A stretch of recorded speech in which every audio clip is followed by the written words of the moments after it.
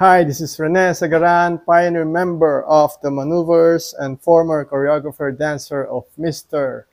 Pure Energy Gary V. Welcome to RAS TV!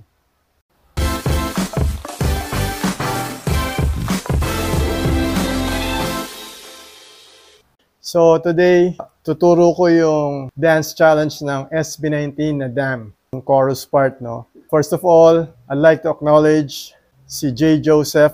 Siya yung official choreographer ng SB19 and ito ay isang masterpiece niya. Alright? So again, congratulations J. Joseph and SB19 and yung W3.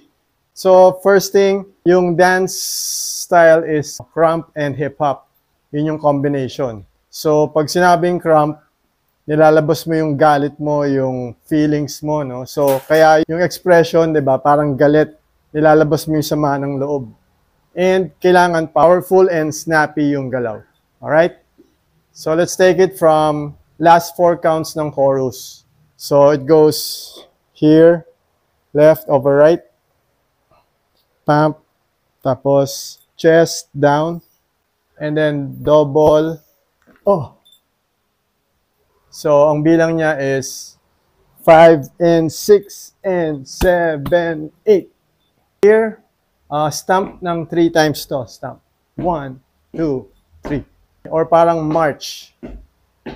Kasi sa krump, yan, stamp talaga yan. Dabog. Para ka nagdadabog. Tapos yung kamay, parang galit. Counterclockwise dito sa side ng ears. So, 1, 2, and 3. Look up, and then chest, 4. So you go 1, 2, and 3, and 4. From here, from down, punta lang sa likod yung paa. Tapos ito, parang piece pero magkadikit yung dalawang fingers. Pam, pam, tapos cut. And then slash, slash. Pag slash, punta sa likod yung paa. And then from here, boom, boom. Kuha lang. Kuha, kuha. Ikot lang to. 7, 8. So again, slowly go 1, 2, and 3, and 4. 5, and 6, and 7, 8. 1, 2, 3, and 4. From here, pagpag, 5, 6, and 7, 8. 1. So yung 1, nakatago muna yung right hand dito. Tapos nakatingin ka lang dyan. 1, 2, 3, 4.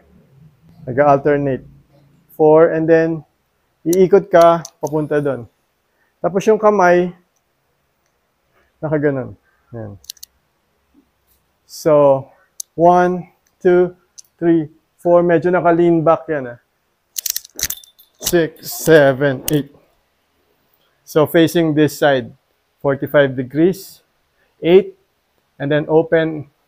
8, and 1, 2, 3, and 4. Suntok sa 4. Tapos, dalawang stamp ng right. 5, 6, and step back, and 7, 8, and 1, 2, 3, 4. Buuin natin yung first 8 muna. 5, 6, 7, 8. 1, 2, and 3, and 4. 5, and 6, 7, 8. From here, second 8. 1, 2, 3, and 4. Pagpag, 5, 6, and 7, 8, and third 8, you go 1, 2, 3, 4. Nagbabounce lang yan, 4, and then ikot. 5, 6, 7, 8. 8, and last 8. 1, 2, 3, 4. Dalawang stamp. 5, 6, and 7, 8. Alright?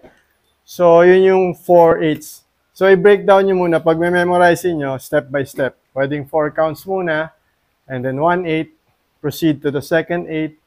Pag memorize mo na, third 8 and proceed to the last 8. Tapos, saka mo pasadahan ng paulit-ulit para ma-perfect. Remember, practice makes perfect. Paulit-ulit talaga. Alright?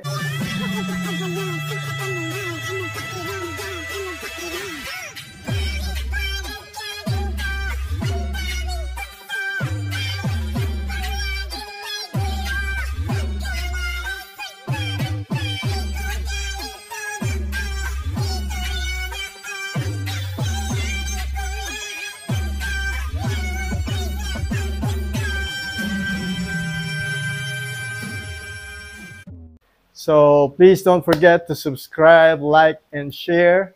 Hope to see you on my next video. God bless you all. Peace.